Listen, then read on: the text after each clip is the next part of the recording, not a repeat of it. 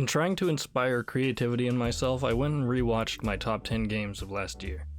Naturally, I ended up glancing at the comments and was reminded of all of the funny jokesters who commented top 10 indie games, you mean, without reading the description. Guys, if I called it top 10 indie games, that would imply there weren't AAA games I played that year. There were, I just didn't like any of them as much as the indie titles I played, and I'm just not interested in paying $90 for a game that's going to take me 90 hours to beat, especially if the fun part is going to be less than 10% of that time. It's not a risk I often find myself willing to take these days.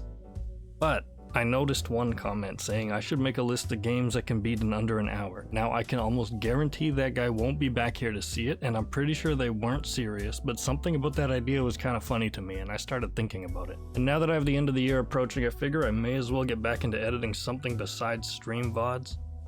Determining what should count wasn't hard, but technically you can beat a lot of games in under an hour. I'm not going to include speedruns, they have to be beatable by a casual player in an hour or less. Late Homework was a game I was considering including, though it didn't feel like my kind of game exactly. Plus I think it might be a little long, I think it was 2 hours. We Were Here is beatable in under an hour if you don't get too stuck on any of the puzzles. The problem being it requires 2 players, and I think this list is more for short notice one-off, like I have to head out in an hour, let me play something real quick kind of game. And really this video is more like 10 recommendations than a real top 10. Consider this though, instead of putting yourself through a game of League of Legends, you could play one of these. Helltaker is a goofy one-off type game that you've probably already heard of. It was huge on Steam back in 2020, and I think the soundtrack was nominated on the Steam Awards. It's just a game where you solve block-pushing puzzles and collect demon girls. I just played it like a week ago, it took me 35 minutes and it's free.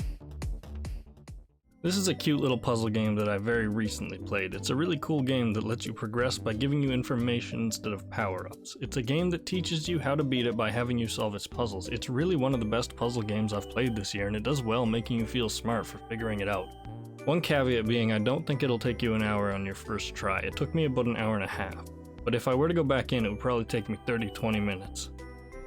With that said, I don't think it's worth the full price, but if you can find it on sale, I can't recommend this enough. I briefly mentioned the Werecleaner in my previous list as an honorable mention. It's a quick and quirky stealth game that you can finish in about 45 minutes, but it does have plenty of achievements afterwards if you do hope to get more than that out of it. Skator Gator 3D I did already talk about as well. There's plenty to do in this game if you're interested in 100% collection or speedrunning, but to play the full game start to finish without that took me less than an hour. And while the game isn't free, it's definitely affordable and a lot of fun.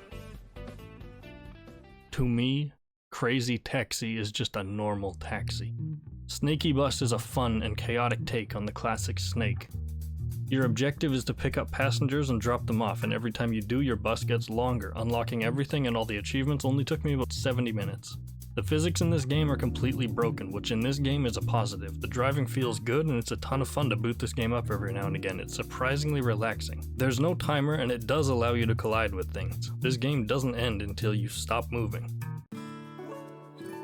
I've talked about A Short Hike before. I quite enjoyed its relaxing and casual vibe. The island has plenty to do and explore, and it's definitely filled with many worthwhile things to see.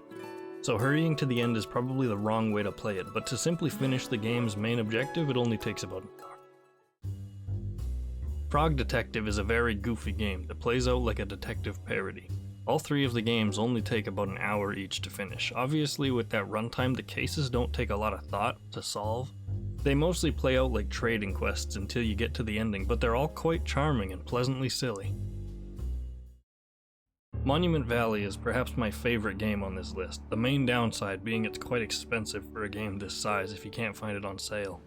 The games are all small enough that they can be finished in under an hour each, and they come with additional chapters that are only slightly shorter. I'm not sure if these things are still true for Monument Valley 3, I haven't played it yet. But each of them that I've played so far have been wonderfully atmospheric and presented like a puzzle box, as I've said before. These top 2 games are the ones I've really been begging people to play. They're both free and surprisingly good for what they are. Both of them are the true definition of hidden gems. I've already spoken about the surprising experience that was Sheepy, A Short Adventure. It's a fantastic little game that can be finished in 20 minutes, but is likely to take a little over an hour for a first playthrough. It's much darker and less lighthearted than anything else on this list, and its music is really good, definitely the soundtrack winner of this list. Poco was a huge surprise. We just stumbled across this game in a call and decided almost jokingly to boot it up. It was free after all. Poco is a cute yet unsettling point-and-click adventure with some subtle humor and proper heartfelt moments.